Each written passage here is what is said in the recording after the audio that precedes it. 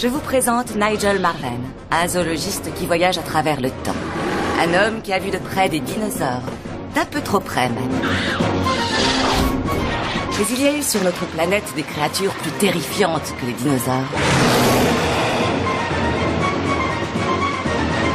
Et Nigel va découvrir qu'à l'époque préhistorique, même si le danger rôde partout sur la terre ferme, ce n'est jamais, jamais une bonne idée de se jeter à l'eau.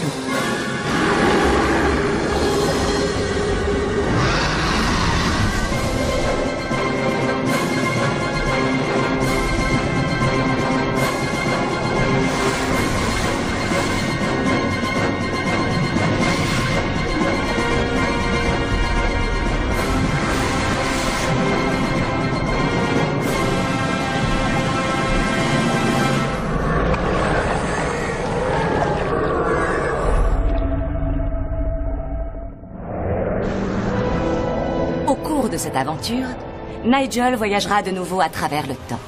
Il visitera différentes périodes de la préhistoire et plongera dans les 7 océans les plus dangereux de tous les temps.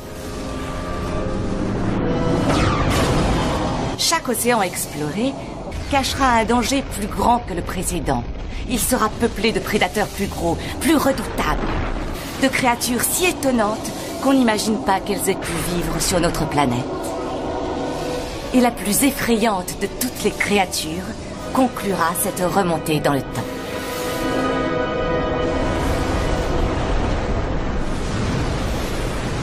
La première étape du voyage de Nigel sera la période de l'Ordovicien. Cela représente un gigantesque bond en arrière depuis le 21e siècle. Il faut remonter dans le temps bien avant l'ère glaciaire, bien avant l'apparition de l'homme, bien avant l'époque des dinosaures. L'Ordovicien est presque à l'origine des temps, à 450 millions d'années de notre ère. À cette époque, les plantes n'existaient pas encore. Le monde était dominé par d'étranges invertébrés et l'espèce humaine n'aurait jamais pu y survivre.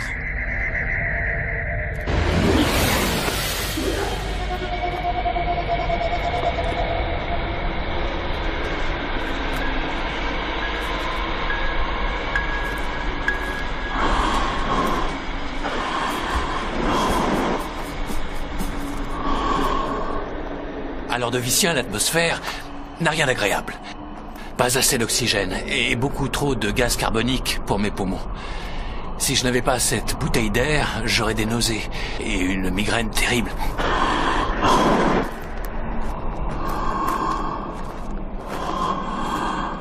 Regardez ce qui nous entoure. Vous comprendrez pourquoi la composition de l'air est différente. Il n'y a aucune vie, juste une étendue déserte. Aucun insecte dans l'air, dans le sol, pas même un ver de terre. Et il manque l'essentiel pour que la vie se développe.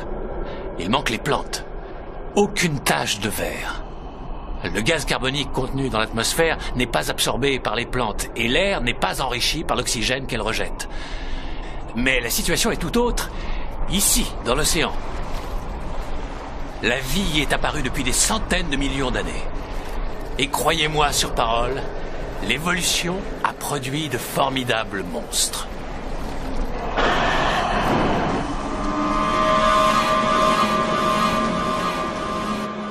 Maintenant, je devais en approcher un.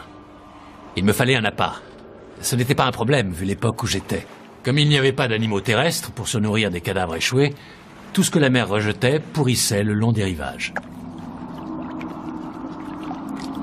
Voilà un poisson cuirassé. C'est parfait. Pas besoin d'aller en eau très profonde pour débusquer la petite créature que je cherche. Elle pullule. Il y en a partout.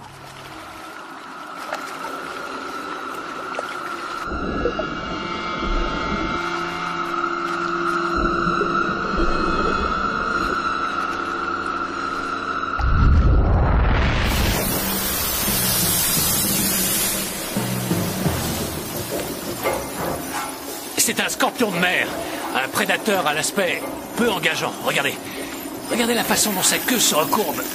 C'est de là que vient son nom, bien qu'il n'ait pas de venin. Contrairement à nos scorpions actuels. Il faut se méfier de ces deux grosses pinces. Elles sont redoutables. Oh, oh, oh.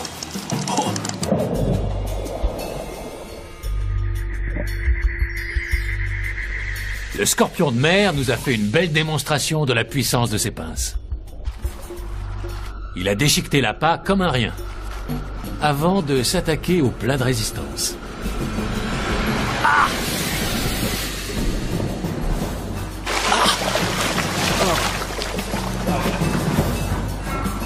Ça va, Nigel?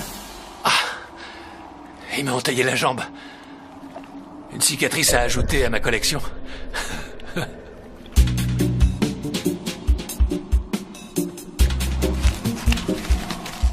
Je l'ai appris à mes dépens, le scorpion de mer est un animal féroce, mais il y a des monstres marins de taille plus conséquente. Ça n'est pas le plus grand des prédateurs. Pour en voir des gros, il ne suffira pas d'agiter un bâton avec un poisson accroché au bout. Il faut un appât de ce genre. Ça ressemble à un cloporte géant, mais en fait, c'est un trilobite. Il n'a aucun descendant direct ou indirect au XXIe siècle. Pourtant, il y en a eu près de 15 000 espèces. Il y en avait de toute petite taille, d'à peine 1 mm de long, et d'autres aussi gros que ce spécimen. Et il me faudra bien ça. La pêche à la mouche, vous connaissez? Moi, j'aurai comme mouche un trilobite.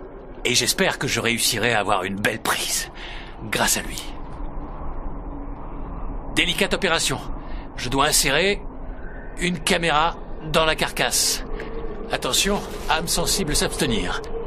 Ne regardez pas, je vais devoir arracher sauvagement l'œil du trilobite. Allez, au travail. Oh.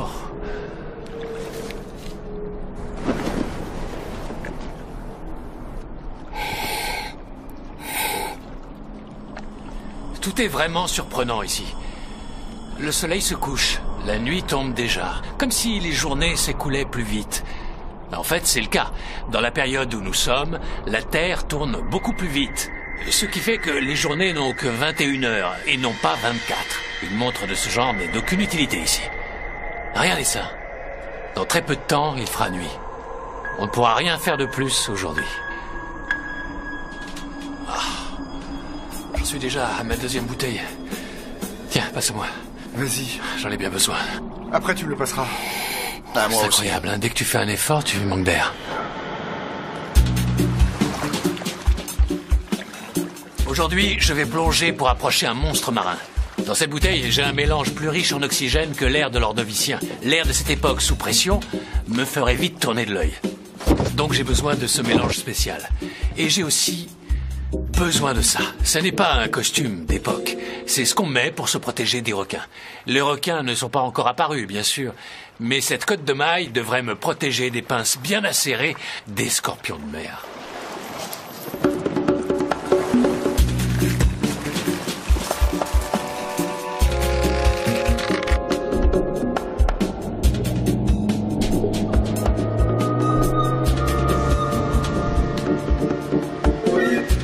Les plus grands prédateurs de l'époque vivaient en eau profonde.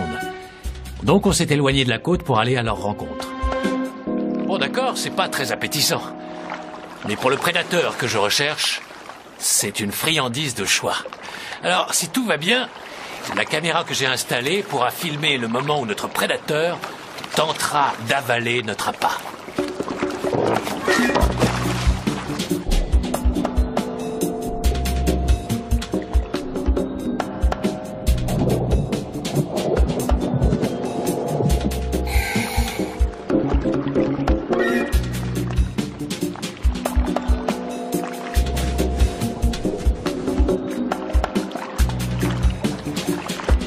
Ça y est, ça bouge. Il y a quelque chose qui approche.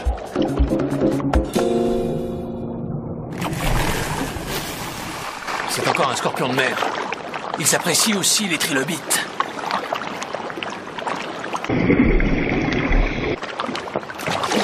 Mais non, c'est pas pour toi ça. Allez!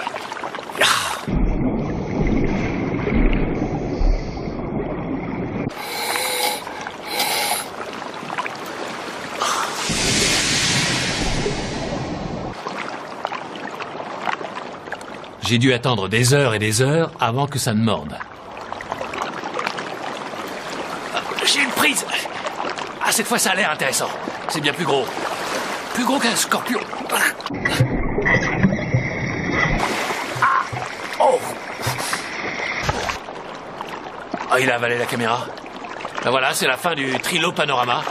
Si je plonge, Je pourrais voir ce que c'est.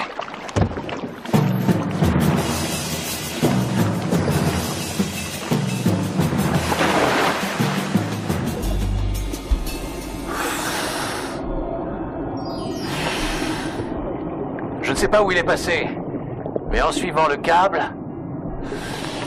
je devrais pouvoir retrouver le prédateur.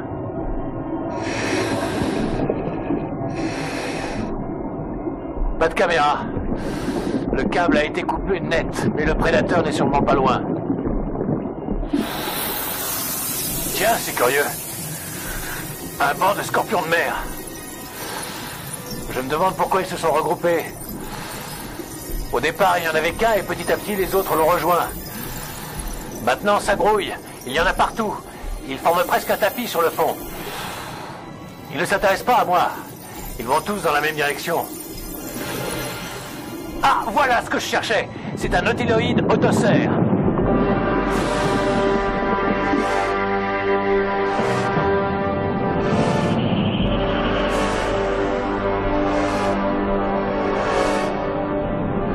C'est le plus grand prédateur de l'ordovicien. Le premier des grands monstres du fond des mers. Oula, il a senti ma présence. Il a dû entendre les battements de mon cœur. Avec ses tentacules, il pourrait m'attraper, mais ses yeux de mollusque doivent craindre la lumière.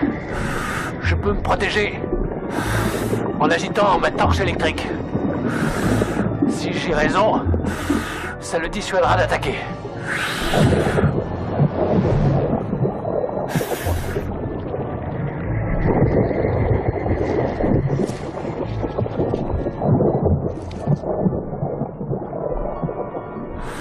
J'avais raison, il s'éloigne. Où est-il? Je ne vois plus rien, à part des scorpions de mer.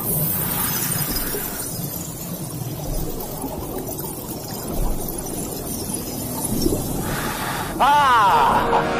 Revoilà le nautiloïde autocère. Maintenant, c'est un des scorpions de mer qui l'intéresse.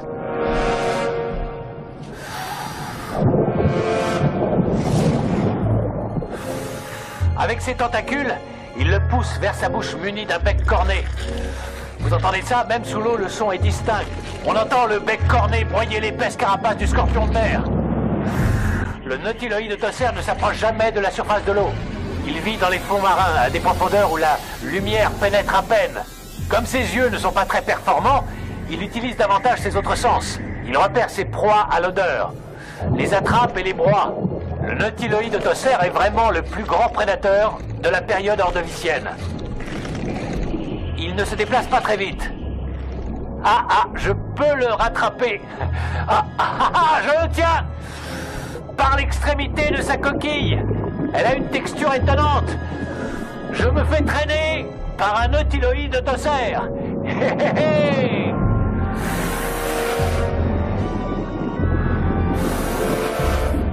L'eau était de plus en plus sombre. Le nautiloïde autocère m'entraînait vers les grands fonds. Il était temps de nous séparer. Merci pour la balade. Au revoir, l'ami.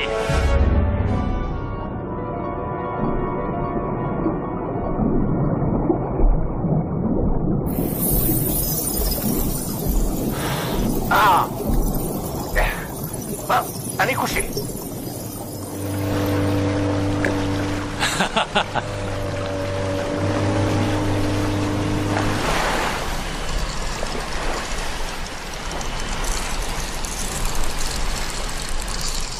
C'était donc là qu'ils allaient. Ils sont sortis de l'eau pour venir s'échouer sur la plage. Ils se sont regroupés là pour pondre. C'est la pleine lune, jour de grande marée. Ils déposent leurs œufs sur le rivage, à l'abri des prédateurs. À la prochaine grande marée, dans à peu près 1 mois, tous les œufs vont éclore. Et le courant emportera les larves vers l'océan. Certains des scorpions de mer vont rester ici jusqu'à l'éclosion des œufs. On a retrouvé des fossiles de ces charmantes créatures avec l'estomac rempli de bébés scorpions. Eh ben oui, ces animaux dévorent leurs propres petits. Ils attendent la prochaine marée pour s'en régaler.